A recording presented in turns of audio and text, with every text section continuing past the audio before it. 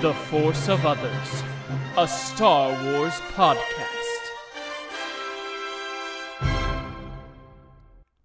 Hello there, and welcome to The Force of Others. I'm Matt Beutner. I'm Zachary Owen Turner. I'm Zachary Owen. And it's...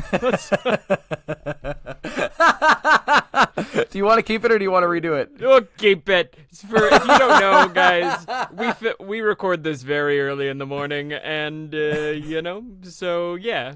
I'm Zachary Owen Turner. What's the character on The Simpsons? They're like, excuse me, sir. I think you need to get some... Anyway... it is in fact early in the morning. We've reached out to other people to get interviews and stuff, and pretty much all the other creators I talked to are like, you record when? Why?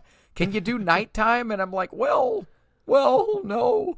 So, anywho, welcome to The Force of Others. It is episode 12, and it is worth mentioning that I was incorrect a couple weeks ago when I was like, we have more episodes than Star Wars movies. Only now do we have... more episodes than live-action Star Wars movies. Mando and Grogu will change that soon. We got a fun episode for you today. We got a little random bits of news. We got an interview with my buddy Michael Bush. And we're going to look at our fears, or at least mine. In honor of spooky season, we're going to do a spooky season special on spiders, which is my living nightmare. But before we get into all the... Oh, and we got a really fun what if.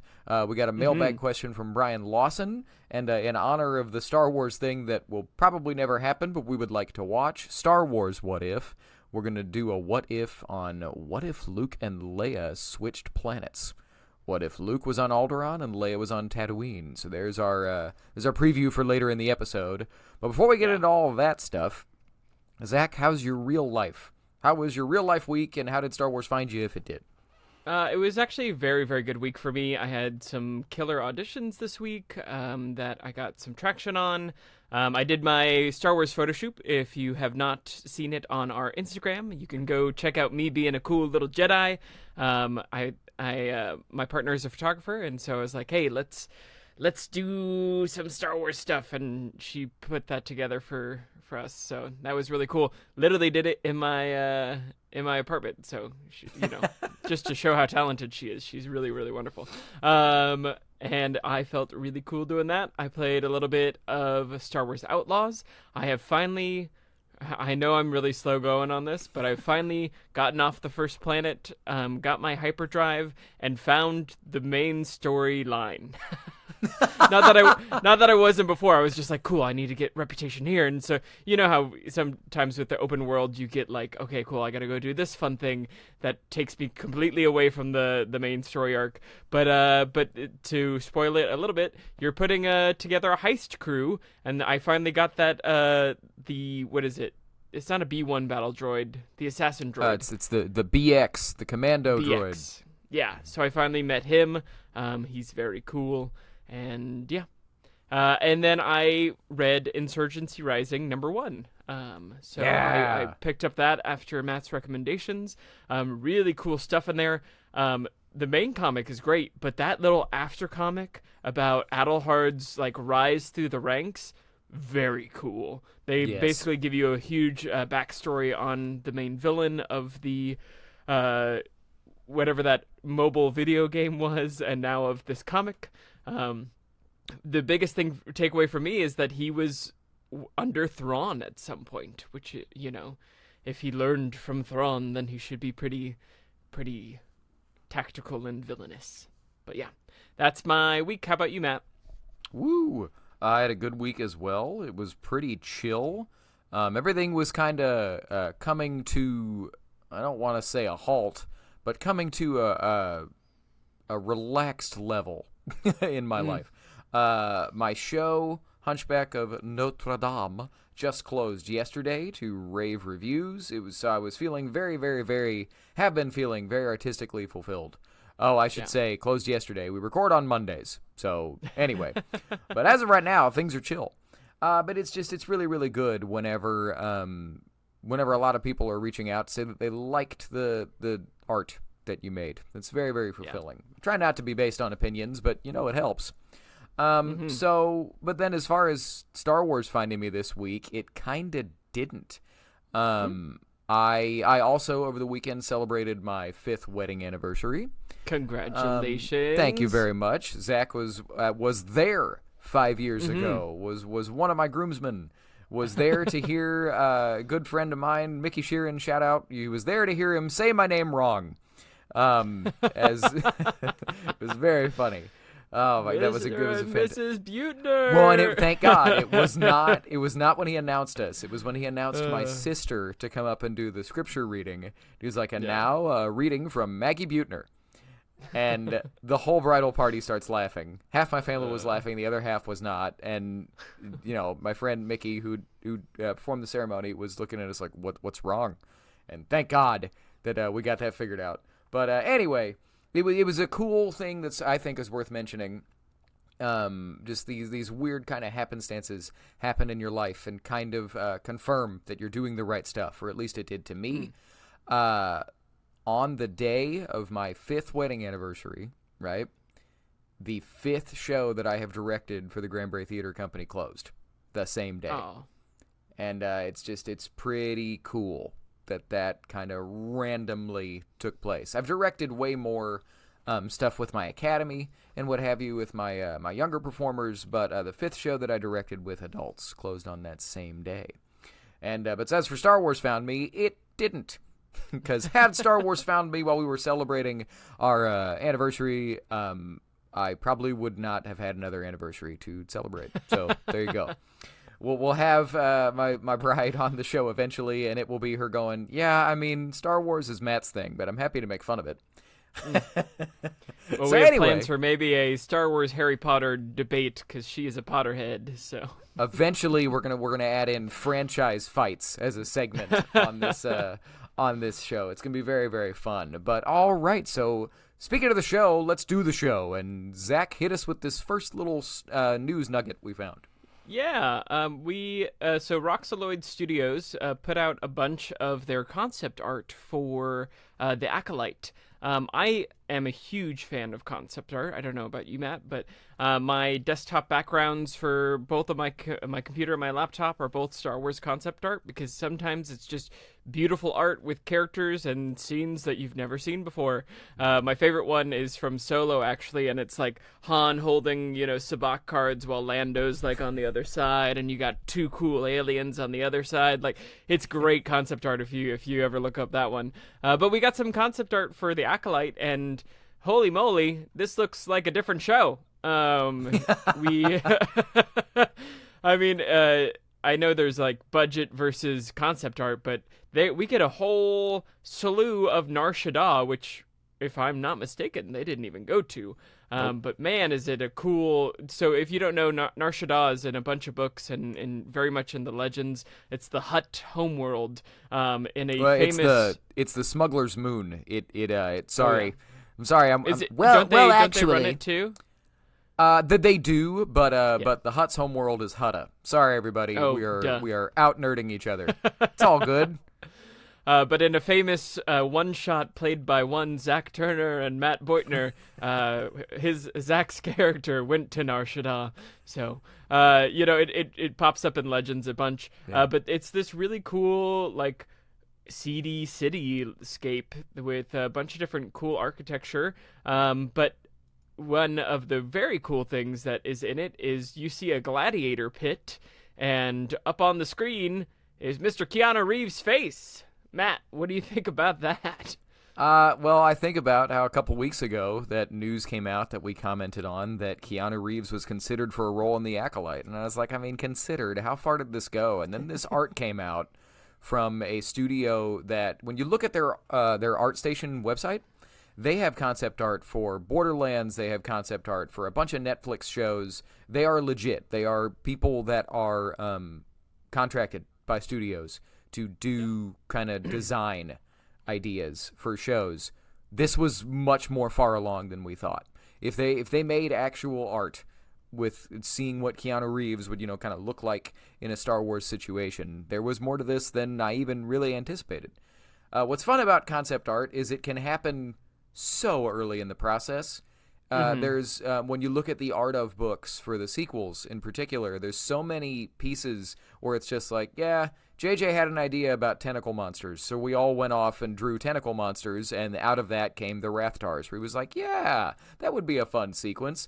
And there's stuff like that with George all the time, where you look at Ralph McQuarrie's job on the original trilogy was to make paintings of these wild things George was talking about so that he could have something visual to show to investors and producers. But it can happen so early in the process for a sliver of the budget that it takes to have any kind of previs or anything generated in a computer.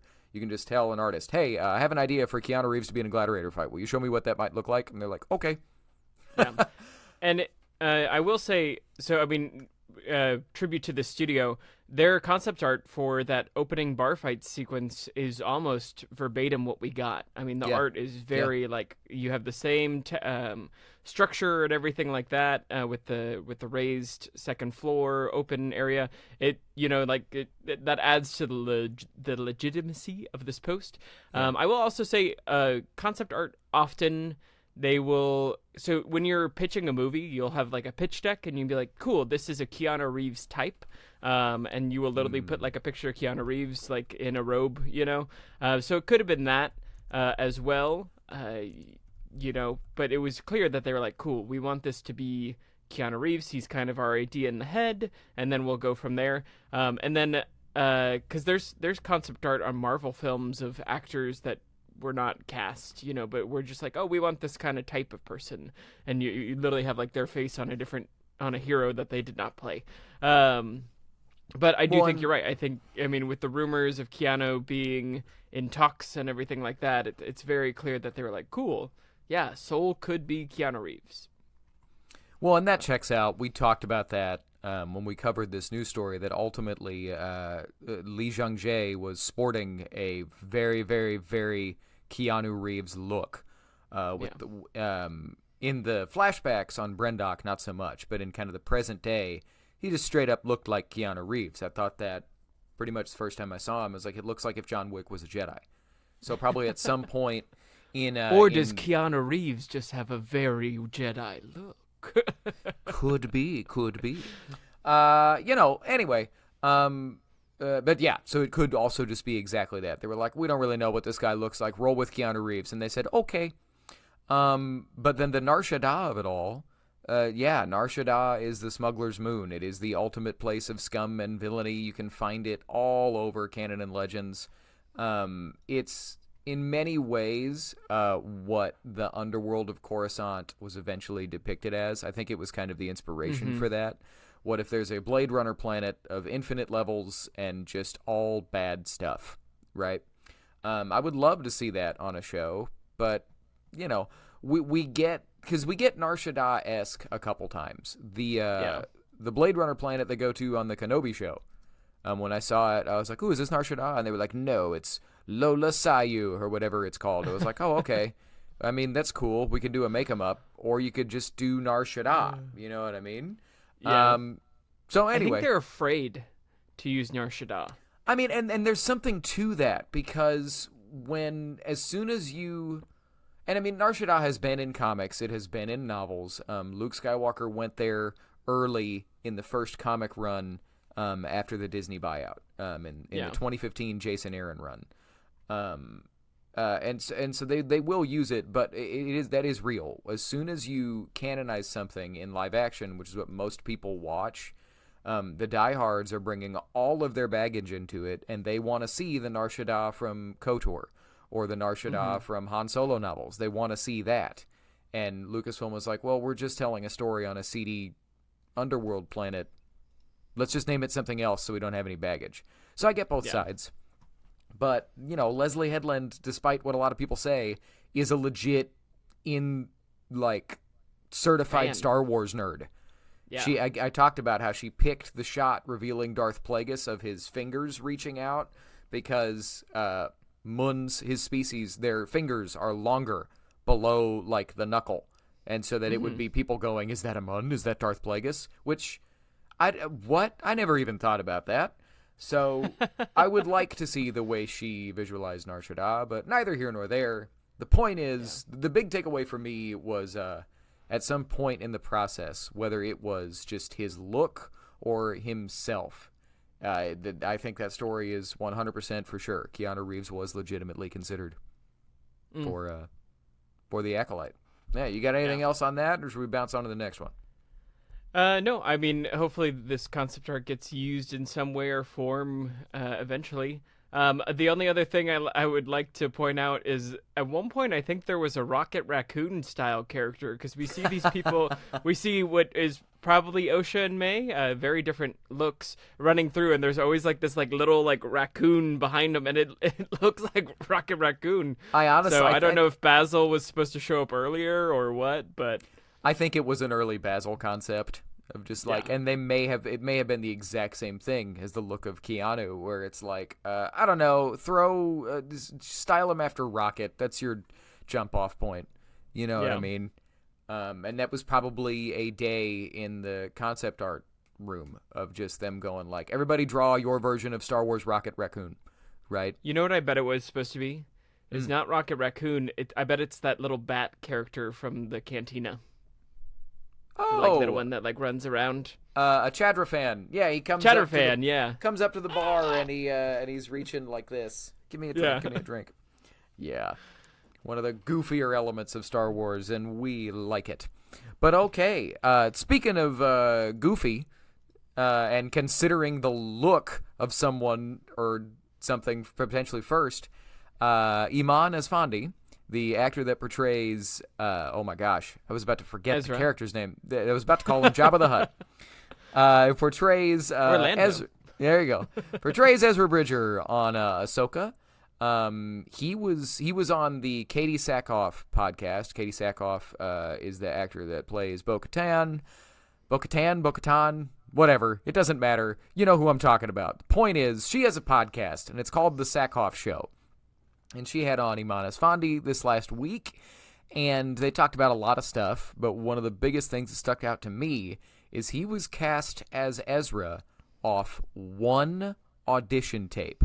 No callback, nothing. He put himself on tape once, sent it in, and they cast him. So, Zach, as the resident, actor on the show, talk about how weird that is. Yeah, I mean, usually these things take, screen tests and, you go through a process of callbacks and multiple auditions, but sometimes when you're right, and sometimes if you're exactly what they're thinking of and you hit it perfectly, you just get it, There was what is the guy who played Bodhi Rook, in Rogue One? Yeah, I know exactly who you're talking about. Sound of Metal, amazing actor. I can't remember his name right now, but Matt will look it up. I think he also got cast pretty early on off of a audition tape, and there was a fun story of they're like, yeah, you got the part, and then he'd be like, cool. Can I send you more audition tapes? Yeah, I remember that. Yeah. And he's like, I just have this ideas, So sometimes, they're like, yeah, cool. But a lot of times too, it's so funny. The acting business can come down to such different things. He is obviously perfect for the role. It could also come down to, he was one of the first auditions they saw and they couldn't get him out of their head, and they're like, man, that's just what we want. Sometimes when you're the first one in, and you do something that they don't think about, they're like, wow, that was so different and new. I can't get this out of my head. It was such good choices. We got to bring him on just because he showed us something that we didn't even think about the character. I think that happened with Arrow and Stephen Amell. If I remember correctly, he was the second or third person they saw for that role. And then they were like, yeah, we couldn't get him out of our head. And, that's how it happens sometimes. So... it's such an interesting business, but he was obviously perfect for the role. He's very, very good as Ezra. And I was someone who was like, why don't they bring the voice actor? He's fantastic. He's already done the role. Which I'm always trying to get the voice actors to get their jobs. I was a person that was like, Ashley Eckstein should always be playing Ahsoka. It doesn't matter what age she is. She should always play it. But I think he really, really won me over literally in that first scene that he's there, I was like, oh, he's got it. He can do it. Oh yeah. While we're talking about this, we don't have it in our new in our document, but there was another speaking of casting, a lot of people want Will Poulter from Guardians of the Galaxy and The Bear and We Are the Millers, the guy who had the huge glow up.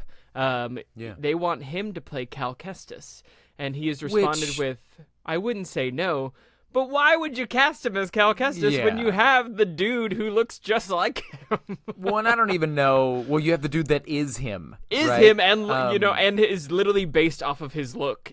Like I think it will. I don't know how many people actually want that. I saw that story too. I think it was just an interview going, "Hey, you kind of look like this guy. Would you do it?" And he was like, and he basically said, "Yes, I'd be in Star Wars. I wouldn't say no." Yeah. Because all the comments are me like, too. I'll play Cal Kestis tomorrow. Yeah, like I'll do anything. I'll play Jar Jar's cousin. I don't care. I'll play his disapproving father figure. Like, whatever. Just put me in these movies. But hire Zach first. You know my son, huh? You saw disappointment. Okay, that's going to a weird place. So anyway, the point is, Riz Ahmed played Bodhi Rook in Star Wars Rogue One. Actor. I remember that story. He saw about the movie. He heard about the character, and he sent like a videotape with like 12 different versions of Bodhi. Yeah. He's like, you could do it this way, you could do it this way, you could do it this way. And they were like, yeah, you got it. He was like, yeah, but I have more. Like you said. Yeah, he's like, cool. But like, which one do you want? Like, but also, I have 25 Bodhi Rooks. Let's do it. Riz Ahmed, his career's wild. An actor's actor. But speaking of actors, and Zach, what you said about getting cast when you are one of the first people that they see. There was an interview I saw a while ago with Bryan Cranston about Breaking Bad, where he heard about it late, and he got an audition kind of later in the week. It was on like the following Monday, and they were starting the Thursday before to see actors for Breaking Bad for, oh my gosh, Heisenberg, Walter White. There you go. Yeah. They were seeing actors starting on the Thursday for Walter White, and then he got the pilot, read it, and was like, called his agent and said, you do whatever you need to do to get me in there Thursday. I'm going to be one of the first people that they see. Because the quote was, whenever something is really, really good, I want to get in there as quickly as possible and lift my leg on the material. Which I think is so funny. But that's real. Get in, plant your flag, go in, show them your version of what it is, and then if they love it, they're going to be comparing everybody else to you. And, sometimes that's how it goes. But to bounce back to Eman Esfandi, in the interview with Katee Sackhoff, he talks about how he heard about the Ezra casting on his own. He saw a listing for Space Aladdin. Somebody was like, they're looking for Space Aladdin. He's like, well, I'm definitely Space Aladdin, like for sure. And then he looked up. He was Aladdin, right? No, a lot of people wanted him to play Aladdin. But he was, I don't want to say he was small time, but like essentially he was not, he wasn't big. And you could argue he still isn't. Mixing story. It's all good. But he found about Space Aladdin, and then he looked up some pictures, and he was like, that kind of looks like me. And then he watched some Rebels.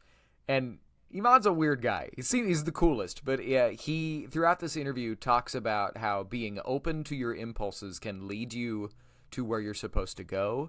He's a very, very spiritual dude, and he talks about how, like I said, this is weird. Talks about how after watching Rebels and going, this would be cool, I could do this, that Ezra's Force Ghost came to him and told him, hey man, I want you to play me. I want to like kind of come through you onto this show, and I want you to play me. And I'm like, what? Sometimes actors, come on, dog. But so then after talking to Ezra's Force Ghost, supposedly, or whatever, Eman got a hold of his agents and was like, guys, check it out, I'm gonna play this, get me in there for this role. And they were like, what? And he's like, no, I'm going to play this part, like I know I'm going to play this part. And then proof is in the pudding, I suppose. He put it on tape, and they cast him immediately. Oh, yeah. Now, the confidence can do a lot of stuff for you, but also, like we've said it before, this man was born to play Ezra Bridger, and I hope he plays Ezra Bridger for 25 years. Just I want to see. I want to see him and Cal more of that. Kestis together. I think we're going to. I really so. think we're going to.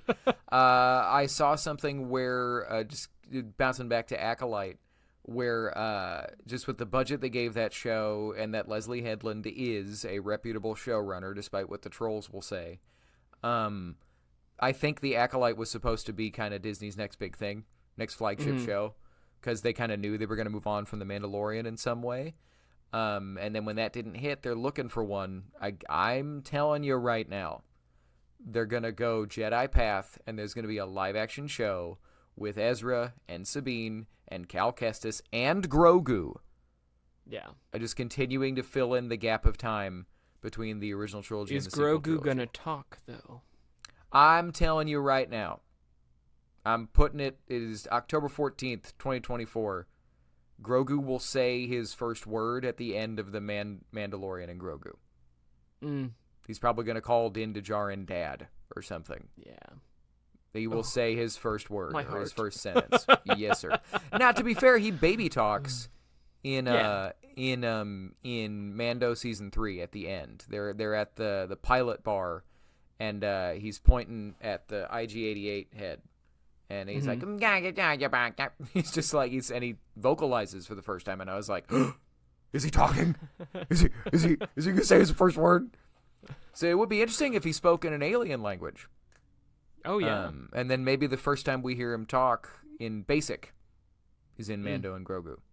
Anyway, there's a weird tangent. But the point is, Eman fits this role so well that they cast him off of seeing one thing. They didn't bring him back for a callback or a screen test or nothing. They were like, that's our guy. Yep. But also just shout off to the Sackhoff show. That was a tongue twister. Go check out Katee Sackhoff's podcast. It's good. She basically has a show of purely interviewing Star Wars actors right now. Yeah. So anyway, check that out. But moving on to other Star Warsy news, Zach, we got stuff about comics. Comics, great stuff. Comic One Shot was announced. Star Wars: A New Legacy. Star Wars: A New Legacy is an upcoming one-shot comic released this January to celebrate the 10th anniversary of modern Marvel Star Wars comics. The comic features 3 stories. 1. From Darth Vader to Grand Moff Tarkin, the Empire's most powerful gather on Alderaan to honor the Emperor Palpatine. During this lavish Imperial event, Dr. Aphra and Sana Starros, if you don't know who those are, Sana Starros is Han Solo's wife, ? And Dr. Aphra is this awesome Indiana Jones meets Han Solo dark-side smuggler, stage a daring heist, not knowing that Valance is hot on the trail. Do you know who Valance is, Matt? Yes, Bylert Valance was a character originally from Legends comics back in the day that they brought back into canon comics. He's the guy, if you've ever seen a Star Wars character that looks like Terminator, half his face is like a droid face. It's like a droid skull. He's a super cool character, just a former Imperial that became a bounty hunter. Nice. And to continue, a Sith artifact threatens to spoil the party for everyone. It's a collision course of comics originating characters, including Darth Mammon, Chanath Cha, Rick Duel, Commander Zahara, Zahara, yep, and Tajiz, and many more, from fan favorite to obscure. All these names just remind me of that one. Every time you meet a Star Wars character, I am Chanath Cha, keeper of the Charaka. You know, I am Jad Na Wood. Yeah. The second story that we're going to get is Whatever Happened to Scar Squadron, also known as Task Force 99. This elite group of stormtroopers, led by Sergeant Creel, answered directly to Darth Vader and were among the deadliest threats Luke, Leia, and the Rebellion faced throughout Jason Aaron's pivotal run. This I'm very excited about. If you don't know who Sergeant Creel is, if you've ever seen a picture of a stormtrooper with a green lightsaber, he was a stormtrooper with a lightsaber. So I'm excited because I've always wondered. I'm like, oh, what happened to him? Did he die? Is he alive? He's got to be dead. And the last story we're getting is a story with Vader and Aphra set during Darth Vader the 2015 run. Also included in the story are 000, which is evil evil R2. Evil C-3PO. Oh no, he's evil C-3PO. BT-1 is evil R2, and Chrysanthemum, evil Chewbacca, also seen in Book of Boba Fett. What a cool set of stories. What are your thoughts on these? Yeah, I mean, we have now gotten to 10 years of canon Star Wars comics, and so this is intentionally celebrating, outside of Vader and Tarkin, every other character we just mentioned is from modern Star Wars comics. And so we're going to do a one-shot celebrating 10 years of these stories with the kind of most standout characters, or some of the most standout characters from these 10 years. The one exception to that is Rick Duel. If I want to make sure my lore is right. Yes, he is also a Legends character. He is from the original Marvel comic run, and so that's from like the 70s and 80s where there was really, really wild stuff. He was the leader of the, quote, the Rick Duel gang. 70s Star Wars comics... bleep this out, Nate. This one word. 70s Star Wars comics didn't give a shit. It was so wild. They would do the strangest stuff. Look up Jackson, the 6-foot-tall green bunny bounty hunter. It's pure fun and just nonsense. There's sentient fungus. There's all kinds of stuff in the old school Star Wars comics. And so they're bringing them in to have them interact with the new.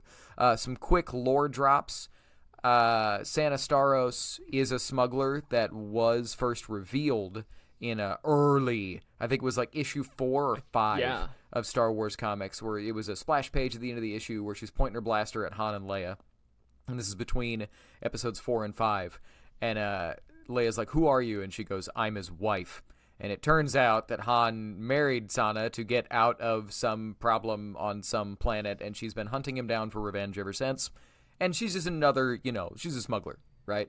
Yeah. Dr. Aphra is kind of the reverse Indiana Jones, where Indiana Jones wants, it belongs in a museum.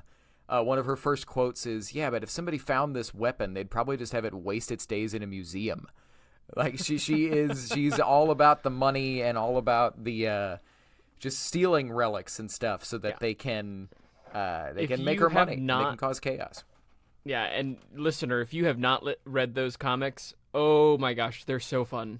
I really, they're one of the few like new Star Wars runs that I was like, I gotta buy every one of these because they're just fun, innovative. That's where I think, correct me if I'm wrong, that's where you get the Crimson Dawn to first appear again, right? Is her and she tied into it. They came back in the event, the Bounty Hunter event. Yes, War of the Bounty Hunters was the return, but Aphra was definitely part of that. Yep. Yeah. But no, those. Go ahead. Sorry. No, she's just like a great character design, sick tattoos, like has like tech built into her skin. Like, she's so great. I want that show. Dude, well, it'll probably happen eventually, but no, I just talked about how the 70s Star Wars comics were insane. The kind of inheritor of all of those ideas is Dr. Aphra, because really she's the only character that her comic isn't. It doesn't feature characters that we know are alive later or that we have a lot of baggage with. It's not the Star Wars mainline comics with Luke, Han, and Leia where we know who's around, right? And they can only do so much. It's not the Darth Vader comic where they can only do so much. It's Dr. Aphra. She's new, and we're gonna do all of the weird stuff. It is just weird on a monthly basis, and it doesn't always make sense, and I'm here for that. Other lore drop, Darth Momin, who is cool. The helmet, right? That's who he is. He's a helmet. But no, he's from the Darth Vader Charles Soule run, which is, we've talked about it before. It's probably my favorite canon comic run. It's great. But it is the story of Darth Vader. It picks up immediately after Star Wars Episode 3, and it is essentially a story that's only like, I think, 25 issues or so. It is about Darth Vader becoming Darth Vader. It's kind of the show and the movie. It's the movie that everybody thought the prequels were going to be, going back 30 years, right? It is Darth Vader dealing with becoming evil and becoming a monster by the end of the run. But Momin was a Sith Lord who was an artist, and he was a very sick, demented artist. At one point, and this is going back thousands of years, right? Lord Momin wanted to destroy a city and freeze it in time so that it would just be this monument to suffering, and then some Jedi foiled his plans, and essentially, because of what this machine that he had built was doing, they froze kind of his essence in his helmet, like it was an accident. So his consciousness is still in this. It possesses his helm, and if anybody puts it on, he tries to possess them. It is a way of showing that Jedi can become Force ghosts, Sith cannot. Mm-hmm. They can be trapped to objects, but they cannot maintain like their consciousness after death. When they die, they're gone. Right? He also, correct me if I'm wrong, doesn't he like burn up the host as they wear him? He definitely they start to like deteriorate a little bit. He harms them for sure. He is also, just speaking of him being an architect and an artist, he is the designer of Vader's castle.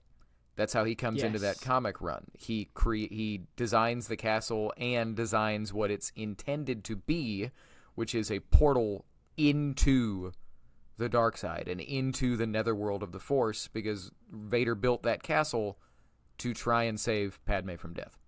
Mm-hmm. So there's our lore drop for that. But yeah, Commander Zara, the tags, Chaneth Shah, those are all Star Wars canon things. And then Task Force 99, the coolest. A lot of people have speculated, because they were masked for most of their appearances, if that was what became of the Bad Batch, but it is something different. It's very, very similar, because you have like your beefy soldier one, you have your sniper one, you have your tech one, then you have the leader, Sergeant Creel, who is not Force sensitive, but he does fight with a lightsaber.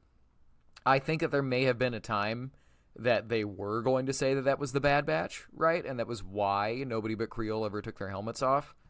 And then Lucasfilm was probably like, well, don't say either way, so we can leave that door open, right? Yeah.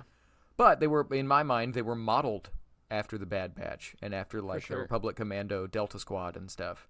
Sergeant Creel is just the epitome of Star Wars going, who cares? He's a stormtrooper with a lightsaber, and he was a gladiator. Vader rescued him. He's not letting Vader see that he has a lightsaber, and he has it out for Jedi. Yep. Why not? Do it. I would like more of the why not do it in our Star Wars things sometimes. But Zach, any other, and the why not do it's the 000, BT1 and Chrysanthemum, all from the 2015 Darth Vader run. It was Kieran Gillen just very shamelessly saying, who are Vader's sidekicks? Evil C-3PO, evil R2-D2, evil Chewbacca. Great. Yeah. I will also, Kieran Gillen is one of my favorite comic writers out right now. He has a great run called Die, which if you're into, I know we talk about TTRPGs a lot. If you haven't read that, it is Jumanji meets Dungeons and Dragons, but with like heartbreak. He also has a great run called he's a King Arthur story that's really just wild and fantastical. I don't know. That's one of my favorites. I'm definitely that's the problem with me being a nerd is I am kind of a Star Wars purist a lot of the time. So once you get outside of Wars, Once in Future is the other one that I highly recommend from him, and his Dr. Aphra run. It's all great. I think 000 powers himself with the blood of his enemies. I'm pretty sure, yes. Yeah. And then BT1 has a cannon on its, like it's a big R2-D2 but with an eye, and it's literally like a cannon, and the whole time they're like, no, it's okay, BT1, we'll just kill everyone. Oh, Dr. Aphra says we can't kill everyone. Well, I'm going to kill someone. Yeah. So when you first meet Dr. Aphra, it is a kind of a reverse opening of Indiana Jones and the Temple of Doom, right? Not Temple of Doom, my bad. It's a reverse opening of Raiders of the Lost Ark. Yeah. Right? She's going through, it's not a temple, it's like a droid ruin. And at the end of it, she finds this thing that, she kind of does the Indiana Jones, get out your hands and grab it and run, right? Just like in that movie. But it is the personality matrix of 000, because they created a droid personality that is so evil and so chaotic, they like buried it, and she was like, nah, I want this to be out there, and puts it in a perfectly harmless protocol droid, and it becomes messed up, right? Yeah. And then just to double down on the Indiana Jones of it all, as she's escaping this droid ruin, she is running from a rolling droideka and not a boulder. So it's they weren't subtle. They were like, yeah, it's Star Wars Indiana Jones, and we're going to lean into it. I love it. It's wonderful. So, okay, so there's some things we love about Star Wars. And, well, so real quick, before we get into things that I don't love because they're scary, I'm going to throw it over to my interview with Michael Bush, and then we'll be right back. Mm-hmm. All right, and it is time to welcome onto the show a very good friend of mine, Mr. Michael Bush. What's up, man? Hello, Mr. Beutner. It's good to see you, my friend. It's good to see you. I said this to Zach earlier, but kind of the secret reason that this podcast exists. Not the only reason, but one of them is that it's an excuse to hang out with friends that I don't get to see very often in real life. But especially friends that are the Star Wars caliber of fan that you are, man. Like, you got some major bona fides. I try my best. It's not like I eat, sleep, and breathe Star Wars, but kind of. I mean, a little bit. To throw myself under the bus a little bit, I remember back in the earlier canon days, the earlier Disney canon, you had every canon novel before I did and stuff, or am I remembering that incorrectly? Maybe you might be. I have books. I don't think I have that many books, but I dive deep into. I like all the old canon, the pre-Disney stuff. I like some of the new Disney stuff. And now that I've got kids, the Lego Disney stuff is a lot of fun, or the Lego Star Wars stuff is a lot of fun. All the cartoon series, it's if it's Star Wars, I will watch it and I will enjoy it, even if people are saying poo-pooing on it. I'll still find something. I'll still find something I can enjoy about it. That's the way to go. Well, then just real quick, what did you think of Rebuild the Galaxy? Were you able to watch that with your kiddos? I haven't watched it yet. Okay. So my oldest son, he watches it every once in a while, and I'll catch a glimpse of stuff that's going on, and it just looks like a fun adventure of, we got trench runs, we've got Legos all over the place, and it's like, okay, cool. I'll sit down and watch it with him eventually, but until then, eventually life will slow down and I can sit down and I can actually enjoy something like that. Well, so speaking of the young man of the house, what all Star Wars have you shown him yet? So we've done the original trilogy. Okay. And we have done Phantom Menace and Attack of the Clones. Halfway through Attack of the Clones. Okay. And when Phantom Menace was re-released a couple months ago, over the summer, I took him to go see it. I took him to go see it, and he was just eating it up. It was fantastic. That's wild. And remember, how old is he now? He's 5. And at 5, that movie played. Yeah, and that movie played for him. Awesome. Who would have thought trade disputes and space intrigue? Of course, for a 5-year-old. No, he was the minute, and just like everybody, still when Darth Maul shows up and those doors open and he pulls out the blade, and then one side shoots out, and then the other side. As soon as the other side shot out, he was just. I said, yes. It's good. Well, so we know how. So episode 1 played for him well, right? It did. Yep. How did he take the original trilogy? Were they old and boring? No, he liked A New Hope. He was good with it because it was very much so that's Luke Skywalker. I know who Luke is. That's Chewbacca. I know who Chewbacca is. And he always likes to tell me sometimes his name is Chewbacca, but sometimes we call him Chewie, and that's okay. That's awesome. But he took to the originals pretty good. I may have planted the seeds that Empire is one of the best ones. It's my favorite one. It's my number one, always and forever. And I told him like, yeah, this is Daddy's favorite one right now. And he's like, oh, okay. And then when he was like, so he starts watching it, and he's like, oh, okay, this is cool. And then Yoda shows up, and he still thinks that Yoda and Baby Yoda, Grogu, are the same thing. He's like, no, but they're you're at the age now where I can tell you that they're different.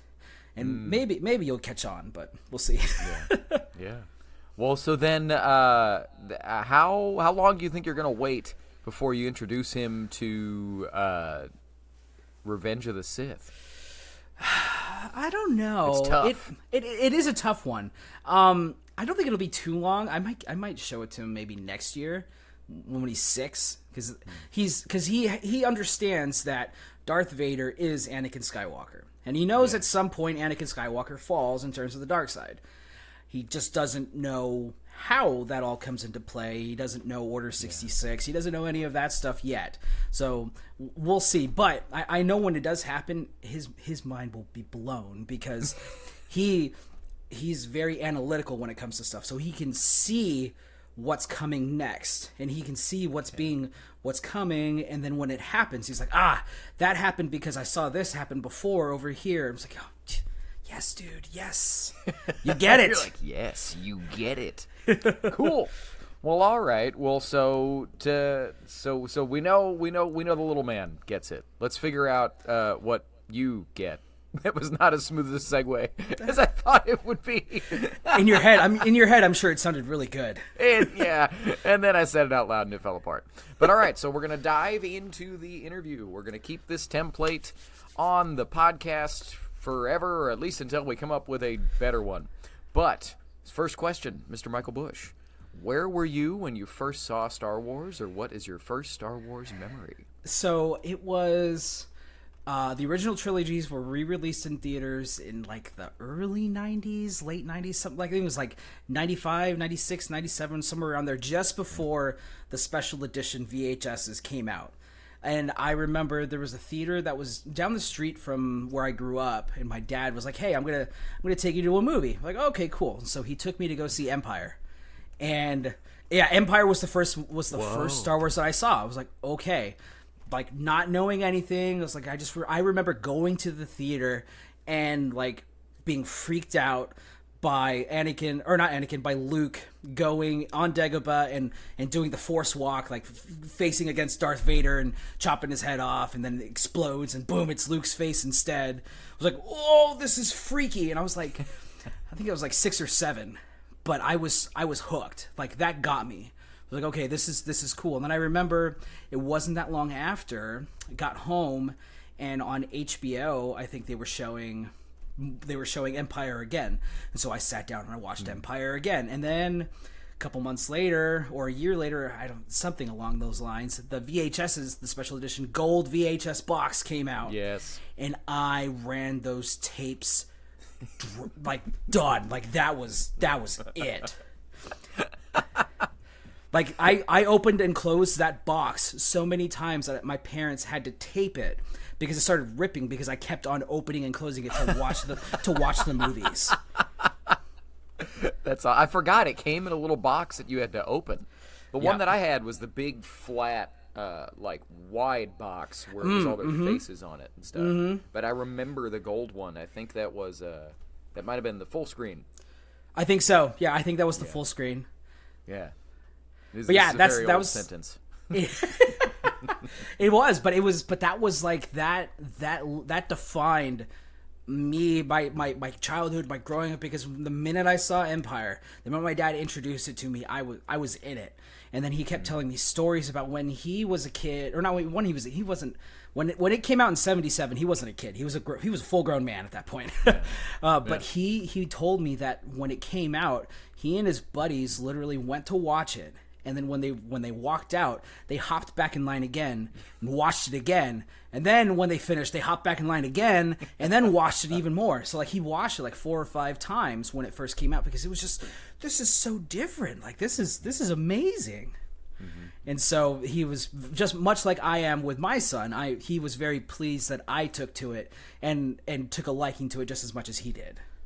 That's awesome. That's what's so. It's part of why I want to have a podcast called The Force of Others, and part of why I like Star Wars. It is so universal that that families that we both know share it between themselves and stuff. But it's funny. My uncle has the exact same story. Shout out Mark Martin.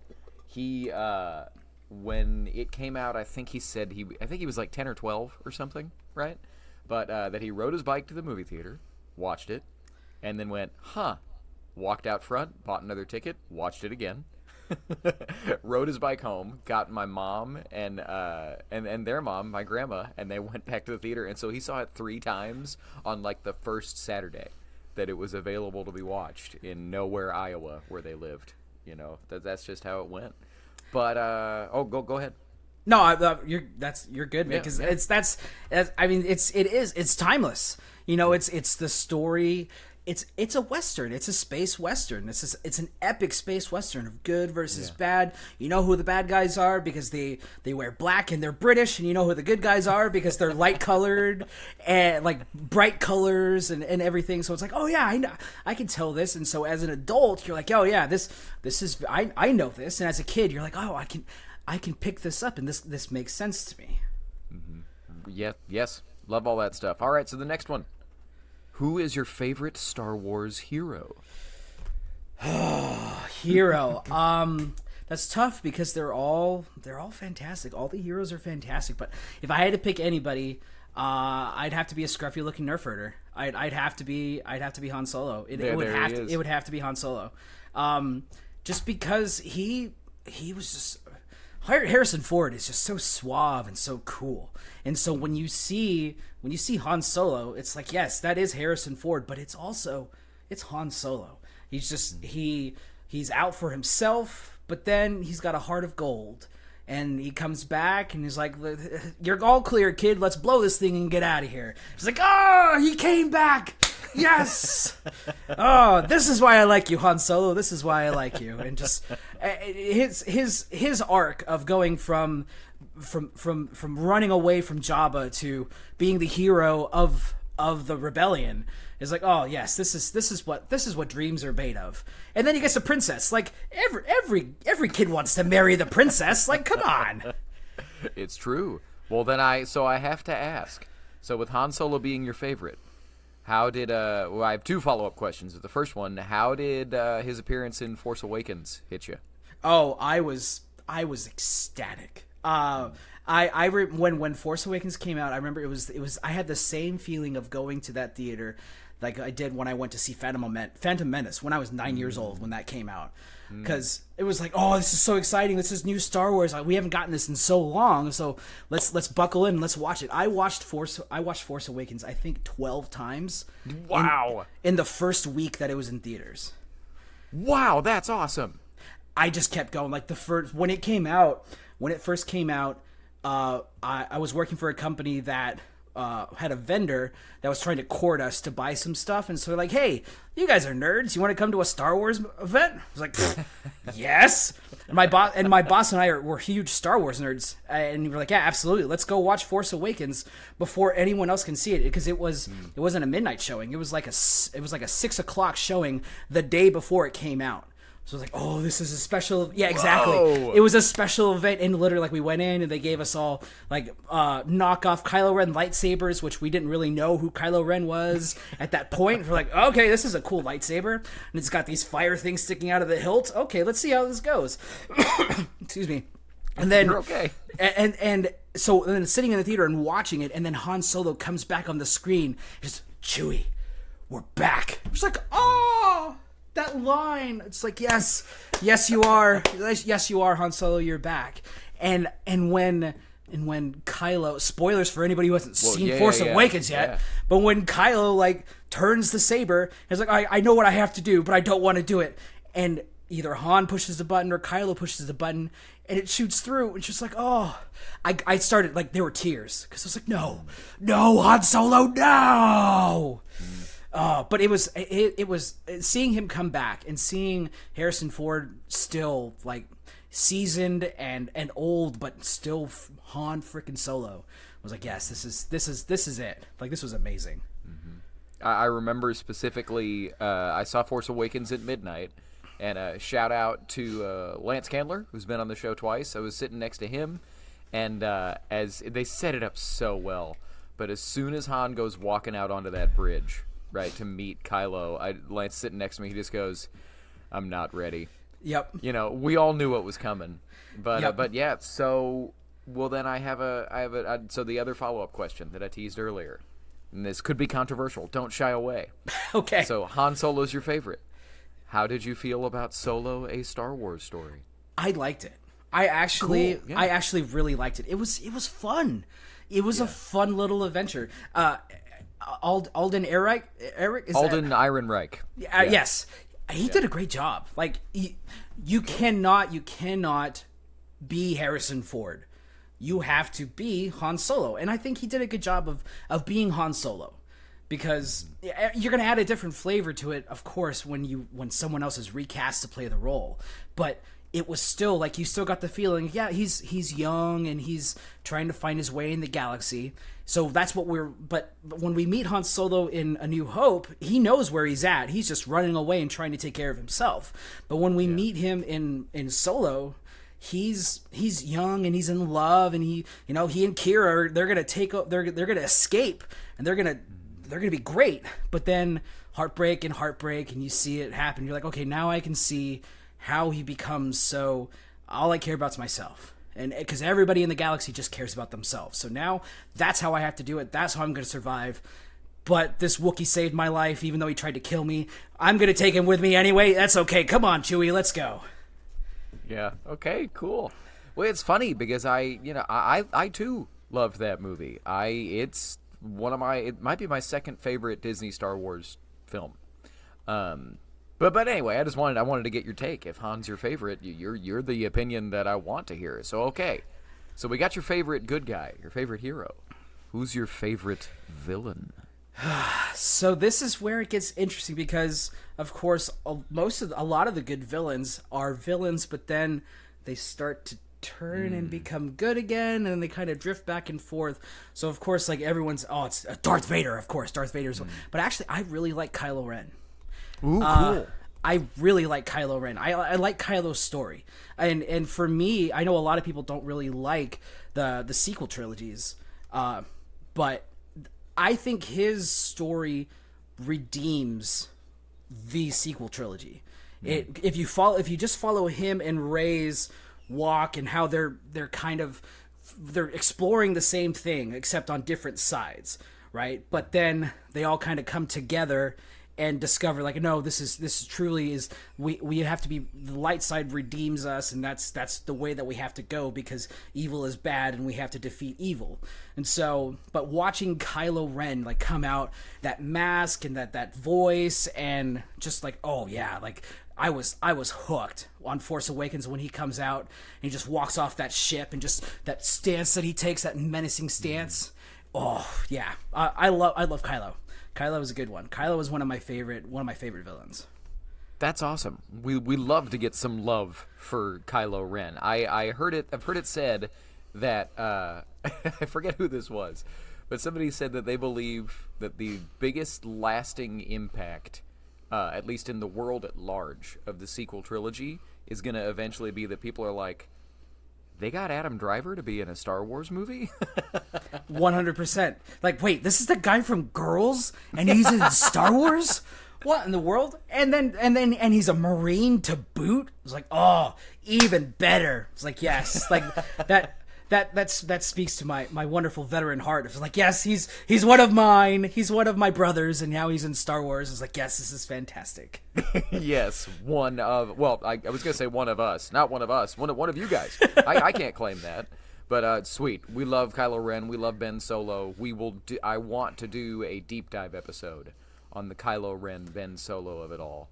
But so we got your favorite, like, main character choices. So now for something completely different.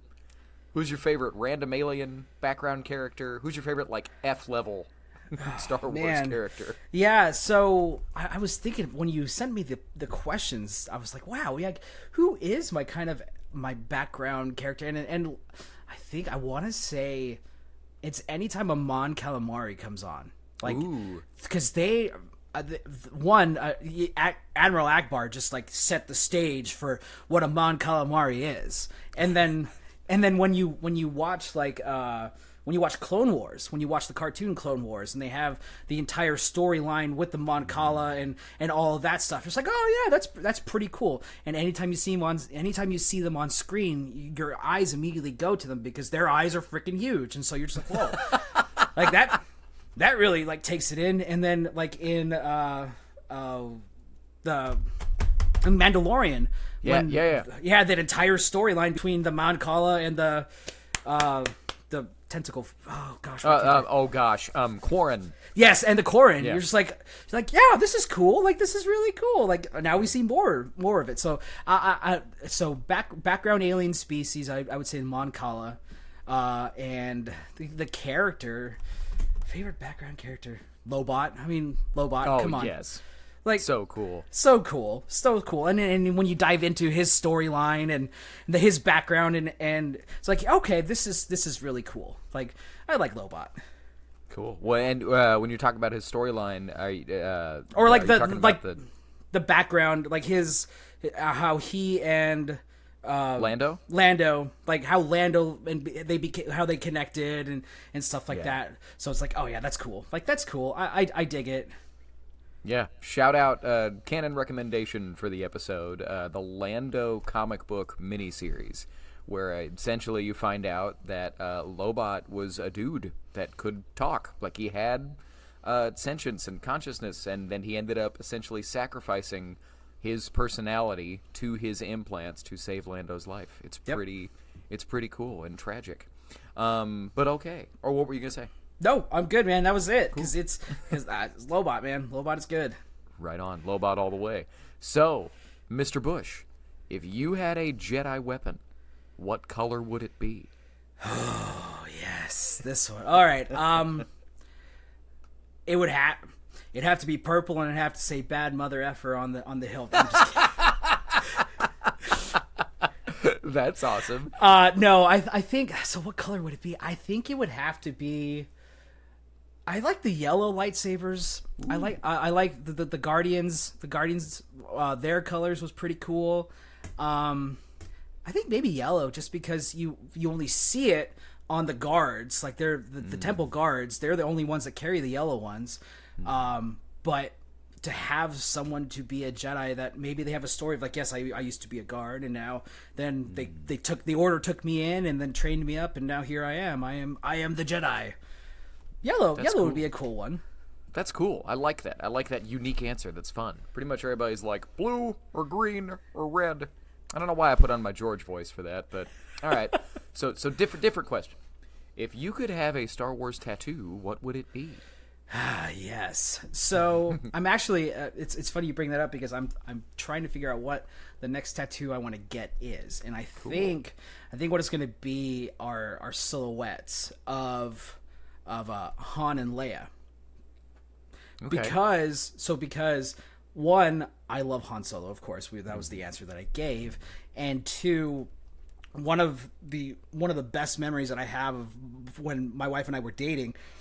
Her family does a Christmas party every year, and the year that Force Awakens came out, the theme was Star Wars, and so we decided to dress up as Han and Leia from Empire, and so she was Leia in a nice white jacket and everything, looking like she was in the snow and getting ready to escape, and I was looking suave, and that kind of just like became the thing, like, okay, like this is that was one of the reasons why, like, I knew that my wife was going to be my wife, because she fed into my nerdiness with that. And she also told me that the next tattoo I get, it has to be something for her. So Han and Leia silhouettes like that. I think that'll be the next one that I get. And then after that, if I can get another one, I think I want to get a Darth Vader bust, something like on this, either on this forearm, because this forearm's already taken, but I want something on this forearm right here. And something Darth Vader related, but it's got to be big enough to where it's here. So maybe it's an entire silhouette of him. Maybe it's him and like two lightsabers sticking out or something like that. I don't know, something crazy, something cool. Cool. We got love for Han Solo and love for Darth Vader. Okay. So, next one. And we got a Star Wars story from your life of a special time with you and your lady, but in or out of universe, what is your favorite Star Wars story? Ooh, favorite Star Wars story. That's a very, man, you got some good questions for these interviews. I like that. I want to say, so in Clone Wars, Obi-Wan and Satine, their love situation going in and out, and like, are they together? Are they not together? Do they ever? Ooh, we don't know. But it's very clear that there's something going on, and it's very clear that, like, yes, of course, Obi-Wan, who he's the epitome of the Jedi, right? He's very stoic, he's very knowledgeable, he's very wise. But when Satine shows up, you're just like, oh, wait, no, he's vulnerable too. And that's his soft spot. And so to like see that in Clone Wars and to watch him go through the heartbreak but still be the General Kenobi that he has to be during the war, it's like, oh man, like that spoke a lot to me. Like, Dave Filoni did a fantastic job weaving that in, and it's like, oh yeah, that's good. So that's one of my favorite storylines. Cool. Well, is there another one that you want to shout out in particular? So that one, and oh gosh, what else? There was I thought there was another one on the tip, but it was there, but now I can't think of it. There's so many. There's a lot, because that's the beauty of Star Wars. You know, you could you take one thread and you follow it all the way to its end, and then once that ends, there's another thread that shows up, and you can follow that one too. Yeah. And then in the end, everybody just comes together in some way, shape, or form, and it's just beautiful. It's Star Wars. Right on. It's beautiful. It's Star Wars. So that's a lovely segue into the next one. So what does Star Wars mean to you? What does Star Wars mean to me? Star Wars to me means... It means... what does it mean? That's great. Like, that's a... Man, jeez. Now you're making me question my entire life. What is life? Oh, here we go. So what does Star Wars mean to me? Star Wars to me does mean life. Like, Star Wars means life.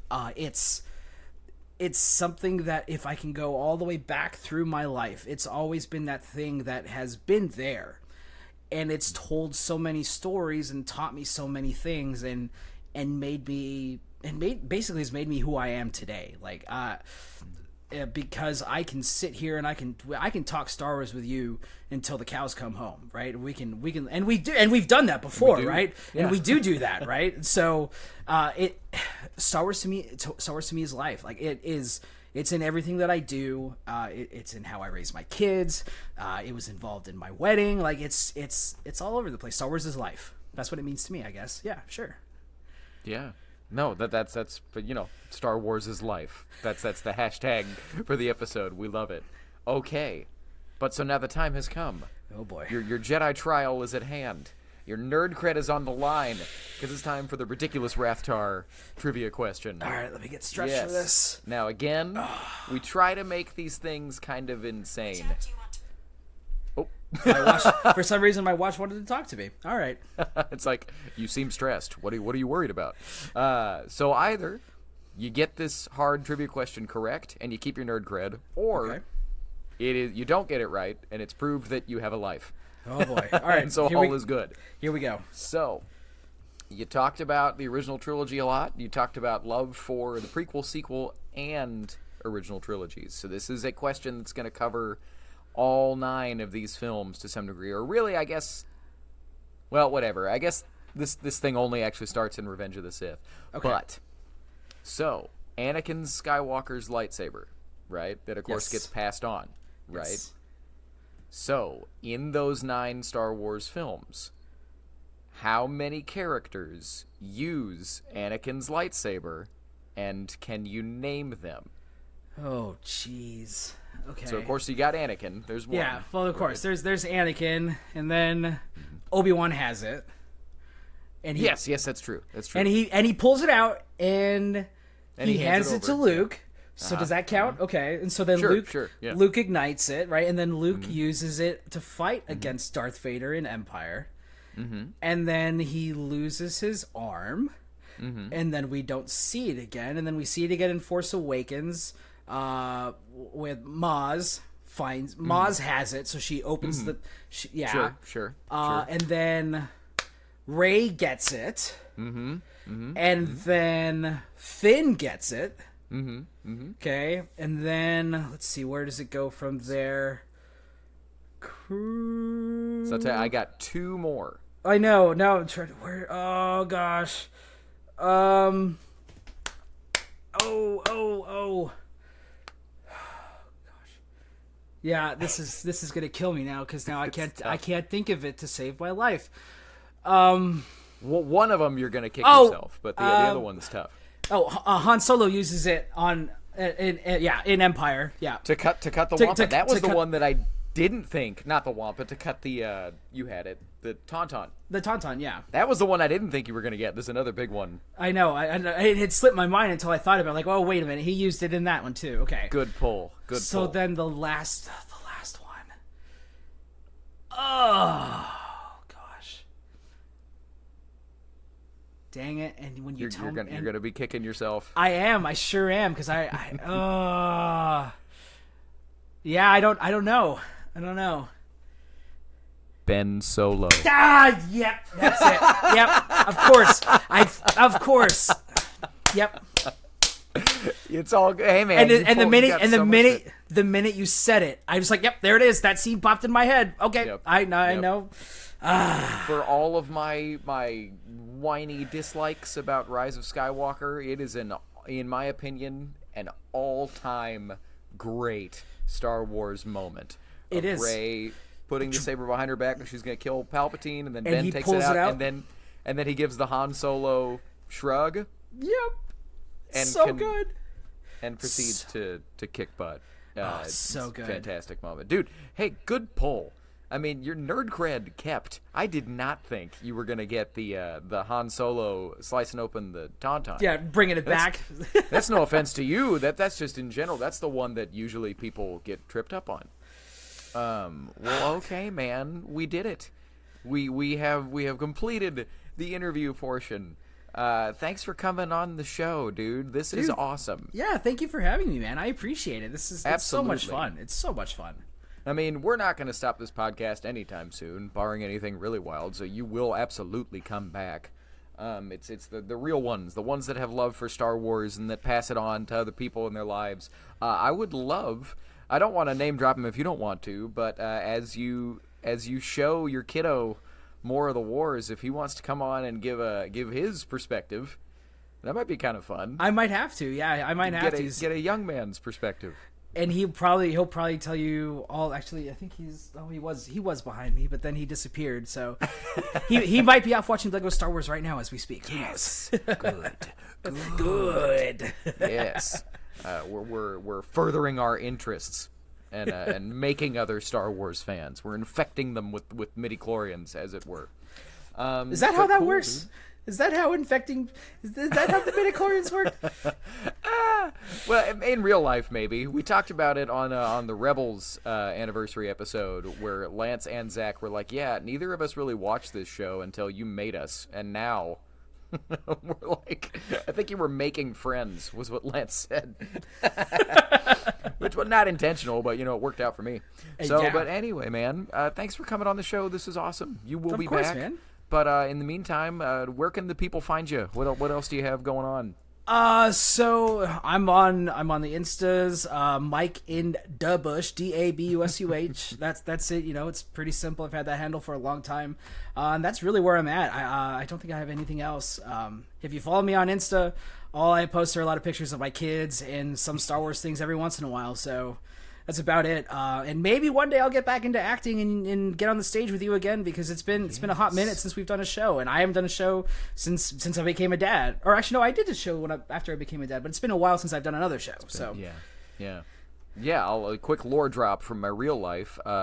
Mike was one of the first people that I met at what became my job, Granbury Theater Company. We both auditioned for A Few Good Men. I remember the callback, and I remember walking out and just kind of saying, like, hey, man, it was fun reading with you and stuff. And I thought, that guy's cool. I hope he gets the part. But as it goes as an actor, you never know. I might never see them again as long as I live. And then we went on to both get those parts and then be on stage together for the whole run. The whole run, yeah. And then to this day. And then I was in a show that you assistant directed, which was a lot of fun too. Yeah. So and then here we are. Yeah. Both actors, both artists, and both Star Wars nerds. But right on, man. I was happy to get your perspective on the wars. And without further ado, I'm going to throw it back to Zach and I for the rest of the episode. Thanks, man. Thank you. Appreciate it, Matt. And we're back. Loved that. It's fun. It's probably obvious by now, but part of the reason I wanted to have this podcast was to get to hang out and talk Star Wars with my friends that I don't get to see all the time. And so thanks for coming on the show, Mike. And now let's get into something I am significantly less excited about. So, spooky season! And because it's spooky season, we're going to do a spooky season special on spiders in Star Wars, because it's what I'm afraid of. There were not a lot of news this week, and so I was like, well, let's dive into something fun. So we're going to torture Matt in this episode. I got a Canon quote about the creatures we're going to talk about. This is a Han Solo quote. Spiders don't frighten you because most spiders are no bigger than your hand. These spiders, web weavers, big as you and me. Every now and then, I think, man, it would be fun if Star Wars was real. Then I read about these, and I'm like, nope. Now I'm perfectly content living in the real world where there are big spiders, but they are not big enough to eat me whole. Mm-hmm. So, I pulled up a couple different spidery creatures from Star Wars with picture aids. I guess trigger warning if you have arachnophobia, but none of it's going to be on the screen too long. And trust me, if I can get through it, you're going to be okay. So, but we're going to trade off kind of doing a profile on these monsters, and then we'll rank each of them on their scare factor. It would not surprise me if Zach is not scared at all. A couple of these are almost exactly the same. Yeah. But, Zach, why don't you take this first one? Yeah. We Shock. Just to put our bibliography in here, most of this is taken from Wikipedia. Yeah. If you ever don't know anything about Star Wars, man, Wikipedia is the place to go. Not a paid sponsorship. All right. First, we have the Wee Shock, or Wyshock, or Wee Shock. WYYYSHOCKK. First seen in Legends novel Han Solo and the Lost Legacy. In canon, you can fight him in Jedi Fallen Order. And in both continuities, they are native to Kashyyyk. Both highly intelligent and extremely hostile, they could ensnare prey by casting webbing at them from a distance, and would often wait to ambush their prey by attacking them from above or below. A notable subspecies was the albino Wyshock. Their eggs were used for a cake named Kashyyyk cake. The species was so prevalent on Kashyyyk that at least 15% of the planet's forest were estimated to be covered in their webs. Due to this, young Wookiees were taught to defend against the creatures at ages as early as 3 years old. Yeah, so I'm sitting here going, there's been times it's like, I think I'd like to kick it with the Wookiees. If Star Wars is real, I might live on Kashyyyk. Then I read that last sentence and said, no, thank you. That sounds awful. No.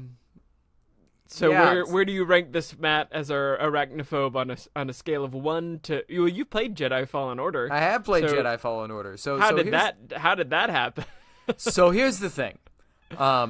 I remember vividly when they put out the gameplay trailer for this game, and I am so thankful that in the gameplay trailer was the jump scare of these monsters where Cal jumps down into a pit and kind of steps on what looks like webbing, and then this monster comes out of nowhere and is on him. I tell you, had I been playing the game and had that experience, I would have turned the game off forever and probably never gotten on it again. When I saw that in the trailer, I was like, okay, cool. I am happy that I know that this is in there because they don't look very spidery. Because honestly, my scare factor is like a 2, right? Okay. The scare also factor, giant they're huge in the game, and they don't really quite look like spidery. Were they a just classic, like they are, but it's not a classic spider with a spider. That's why they're almost kind of cool looking in a way. The way that they attack is the worst thing about them. The stumbling into their lair and then they just kind of like pop out of the ground and like, Wah! Like it's the worst thing. So like 1.5 of their scare factor for me is that. But I don't know. I just think that they're cool. It's just some fun other lore drops. I think the Kashyyyk cake thing is weird. You're putting their eggs in. It's so funny and strange. But in the Aftermath books, when they're fighting the Empire on Kashyyyk to liberate the planet, Han and Chewie release like a swarm of them on a Star Destroyer. Because there's this problem where they're like, we got to get rid of that Star Destroyer. And they're like, I got it. And I think they put them on a shuttle and send them up, and then they're just listening to the spiders just raising hell on this Star Destroyer, and they're like, great, not our problem. And they move on. It's so funny. And that just, but I love that. And Matt was a stormtrooper on that oh battleship my and just God. going, ah! I would, as soon as it would be like, spiders, great, escape pod immediately. They'd be like, hold your post. I'd be like, screw you, I'm out. So anyway, as we're dealing with our fears, let's so that you got any other things to say about the Weeshocks? Yeah, I mean, they're cool design. I like that they have like that extra design element on their carapace. I remember fighting these things and absolutely hating them in the game because they were actually kind of hard to kill when you first got them, because you had to like dodge and then hit and then dodge and then hit. This is like the quintessential Dark Souls mini boss. Yeah. But yeah, I think they're cool. 15% of the planet is a lot of percent. But God. When the whole planet's a forest, maybe not too much of a percent. I think they're cool. I think. What's your fear factor? Scariness factor? I'd say like a 1.5. Maybe a 2.5. 2. They're pretty. Cool. They're pretty scary. All right. So 2 for me, 2.5 for you. If I actually saw them in real life, like 5, because they're giant. Yeah, I'll say it right now. If it was fear factor in real life, like we talked about me shedding my skin out of joy. I don't even know what would happen. I think I would just cease to be. I would just, I don't even know. If any of these appeared in real life, There's no funny thing of what would happen to me. I think I would just and then just lock up and I would be no more. So purely fantasy. This fear factor in real life on a scale of 1 to 5 is 10,000 for me. So anyway, but moving on to the only live action spider depiction we have had in Star Wars so far, the white ice spiders. First seen on the Mandalorian Season 2 episode, The Passenger, encountered by Din Djarin and Grogu, and one of my favorite canon things, the character that is literally only named Frog Lady. And they found them on the ice planet Maldo Kreis. And here's the Wikipedia write-up. Unlike most spiders, the head of the knobby white ice spider was in the center of their body, hanging downward and ending in a circular mouth with rows of teeth. They could shoot webbing from their mouths, and they had green blood. The species laid soft-shelled eggs in which their young would hatch. Smaller members of the species could be killed with most common weapons or even by hand. The mature ice spider had 8 legs, while the smaller, younger creatures had only 6. So, Zach, what are your takeaways on the white ice spider or memories from that Mandalorian episode? Yeah, I think this is definitely higher on the scary factor, but it's not necessarily the big one that's the scary thing to me. It's all the tiny ones. Like getting swarmed by like cat-sized spiders is terrifying to me. I love that it's a tribute to another spider that we will see later. This is based off of a Ralph McQuarrie design. I love that. But yeah, this thing is scary. Like, it's like an octopus meets a spider, because it has the claw in the center, the face in the center of the legs. But yeah, this thing is pretty spooky. And I remember watching this episode and being like, oh my gosh, Matt's gonna need new pants.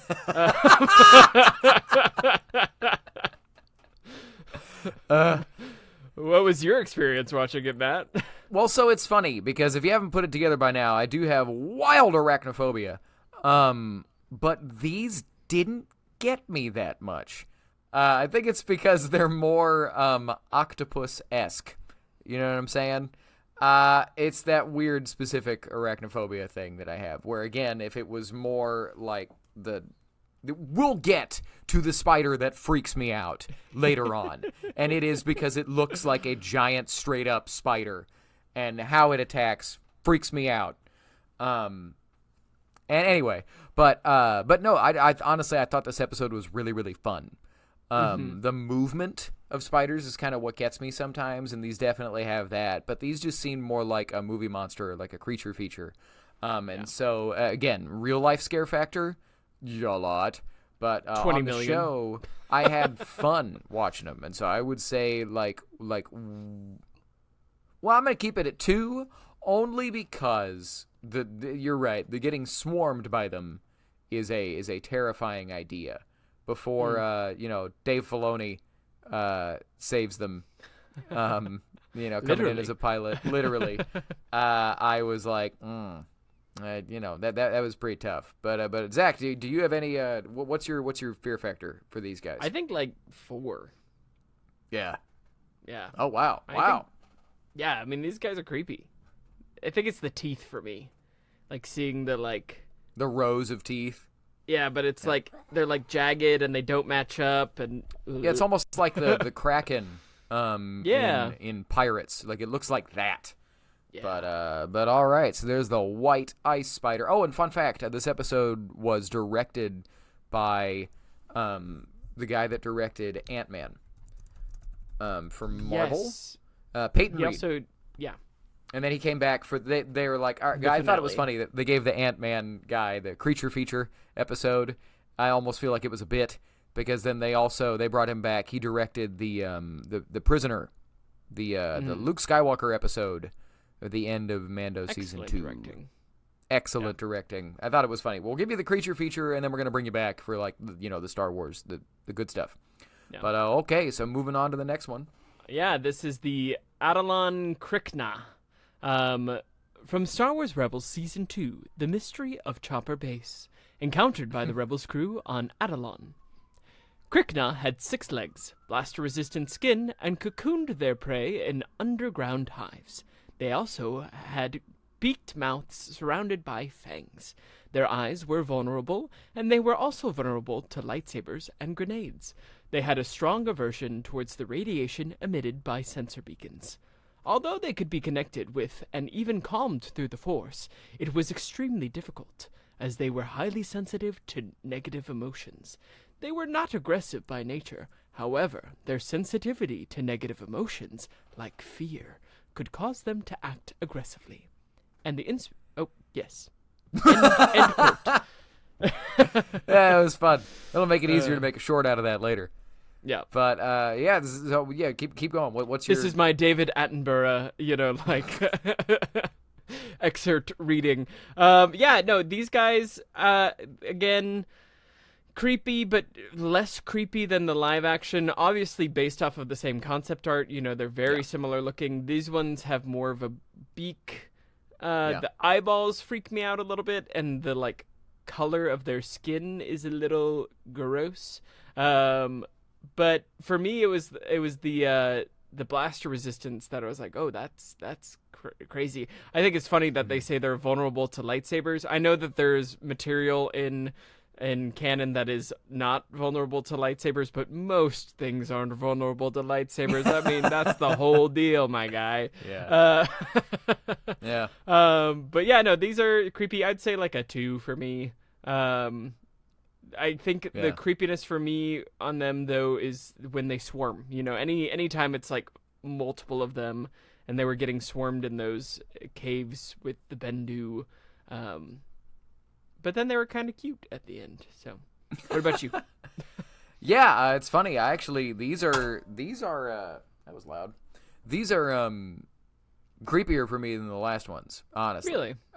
They're silly because it's like cartoon animated, but it's something about the cave and that they pull their legs up inside themselves and hide as rocks, and then blah, they come out. Something about that just got me, and then dragging you down into the cave, which I know is the same thing the ice spiders do, but that like these had made like dark tunnels that are exclusively for them and stuff. So something about those just kind of freaked me out a little bit. But I do like this episode that they come from. It's kind of a fun creature feature. And to me, so much of Rebels, for whatever reason, the theme kind of became about connecting with nature and connecting with animals. And that with these, you couldn't necessarily connect with them. But if they react to your fear. Mm-hmm. Right? But that then once Kanan goes blind, they don't even care that he's there. They're not trying to eat him. They're not trying to attack him. Like he goes walking up on one and doesn't even know that it's there. And then it just like, and walks away. So there's a lot to say about that as to getting over your own fears and stuff. But I do think these are actually a little creepier than the last ones. So yeah. But so the Adelon Krykna. And then the inspiration for the last two very, very similar spiders come from kind of just, I think, the coolest one that doesn't freak me out at all. I just think it's cool. The knobby white spiders, which is purely concept art, going back to the theme of concept art from earlier, by Ralph McQuarrie for The Empire Strikes Back. It was just an early idea for a creature Luke would encounter on Dagobah. And that's really all that we know about it. But you can see in the concept art that it is very much a mix of the one from Rebels and the one from Mandalorian. And it is laying eggs that are a lot like the eggs that you see in the Mandalorian, where it's kind of coming out of that center mouth, right? It was just an idea. I don't even know if this was ever scripted. I haven't seen it written about anywhere else. And I've read a lot of Empire Strikes Back drafts. But I just realized how ridiculous I was sounding. But I haven't seen anything else about this other than just that it was kind of an early idea. That George was just like, come up with some things that he could encounter on a swamp planet. Come up, figure it out. Yeah. And he was like, all right, what about this? And they went, that's cool, too scary. I don't know how they could have ever visualized this in 1980. It would have been a puppet for sure. It would have been a puppet, but like Jabba-style puppet. I guess that's true, but because he's so thin, or you know what I mean? I don't know. It almost probably would have had to been a miniature that Luke wasn't like in camera with. Yeah. But anyway, so the scare factor for me, I don't know. I also haven't seen this visualized. Maybe it would freak me out, but just looking at this thing, I just think it looks cool. Yeah. So my scare factor is like a 0. But where are you at? Mine's like a 1 or 2. The way it lays the egg in this photo really like makes my stomach turn. And then the like knobbiness of its like octopus head carapace thing is also just like bleh. I guess it's not scary. This one's just gross. Yeah. But yeah. Okay. Well, and last but not least, the one that I do think is scary, I'm going to give it over to Zach, and I'm the not gonna look at that spiders picture. of Kessel. God. Pictured here is Matt being dragged away by a Straight spider. Up! This concept art is me getting eaten by a spider. All I'm saying. It first appeared in the Legends novel Jedi Search. Inhabited the spice mines of Kessel. They lived in complete darkness inside the mine's cave-spinning webs. In the mine's caves, spinning webs made of rare kind of spice. These spiders would shoot webbing from their mouth to capture prey, impale them, and then quickly suck the life energy from them. Since they lived in pitch-black caves, the spiders were drawn to light, particularly by miners trying to do their work. They were one of the many threats faced by the spice miners, especially those who wandered too deep into the caves where the spiders lived. Often, the administrators and superiors on Kessel would send disruptive prisoners to work in these deep tunnels, ensuring an often permanent solution to the prisoner problem, as energy spiders feed on energy. Blaster bolts are ineffective against them and are merely absorbed. Curiously, ion weapons, since they affect energy and its distribution, are highly effective, but not lethal against them. Yeah. Frankly, Nate, get your beep button ready. That. that sounds awful. Just the idea, because what in Jedi Search they go into it, that like the light that they have to use to see what they're doing to mine spice attracts spiders. So they only have their light on for so long, because then they got to turn it off, and they're like, okay, we know they're out there, but we need to not turn this on. So they're like, can we see them coming? Nope. You just got to kind of hope for the best. Absolutely not. When I tell you, one of my favorite canon changes was that these guys did not show up in Solo, a Star Wars story, when they go in the Spice Mines of Kessel. That's just not the vibe for that movie, right? They could be it's down so there, fun though, and if they said lighthearted. it's deep mines. They probably are down there. Eventually we'll get there. But, yeah, man, just the concept of having to work in a mine where you know there's giant spiders that are going to eat you that you can't kill, where to be able to do your work at all and see anything, you're going to attract them. Yeah, the fear factor is 5. I don't even know. Like, it's not even... That's fine. And it's honestly, it's the visual of it all. Everybody's like, you don't have arachnophobia. Yes, I do. I have arachnophobia of spiders. This looks like a spider, therefore I am afraid of it. So Even has the hairy legs and everything. God. Well, just that image of it coming up. Yeah, y'all can't see it on the actual podcast, but we'll post it on our. Well, I guess we'll post it on our Instagram. But yeah, man, it is coming up behind someone that looks like me and grabbing them and dragging them down to eat them, and that is quite literally my nightmare visualized. So super great, love that. Anyway, so I have ranted about how they freak me out. Zach, does this bother you at all, or does it make you? Yeah, giggle? no, I mean, this one's pretty scary. I'd say like 4 or 5. I would agree with you. Just because the like you don't know if it's gonna happen. You could turn on your light and get murked by by a giant spider. Ugh. So Hate it, dislike it completely. Well, anyway, so there's our first spooky season monster special, or spooky season spider special. Zach, are we gonna do a special next week? I think we have to, because it's our 13th episode. There it is. So we gotta do more spooky monsters. We might even do a monster mash and show different versions of what would be at the Star Wars Monster Mash. Here's a vampire, here's a wolfman, here's a mummy, here's a brain slug that's really freaking creepy. Oh, and I just realized other spiders we didn't talk about. We didn't talk about the Bomar monks, because I was wrong. There is another live-action spider. Return of the Jedi. When R2 and 3PO are walking into Jabba's palace, it's a droid. Oh, the one with the brains in it? Yeah. And you can tell that it's on wires and stuff. But the Bomar monks, and then also the spider situation. Oh, yes, fair. Admiral Trench. He's a Harch, where he's like a bipedal humanoid with a bunch of extra arms and straight up a spider face. If they ever do that in live action, that'll probably get me. I'd be like, nope.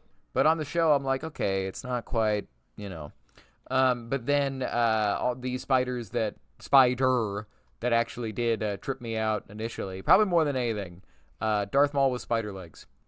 Yeah. Just the silhouette behind Savage Opress when he first goes down into the tunnel. I was like, nope, please don't do this. Please don't. No. What am I watching? I don't want this at all. And then he appeared, and I was like, oh, thank God. Okay, all right, cool. Also, the spider droid in The Mandalorian. Oh, yeah. In the season 3. But that Yes, was more yes, droid yes. than it is spider. Yeah, and it doesn't even really like it. That's, you want to talk about crab-like.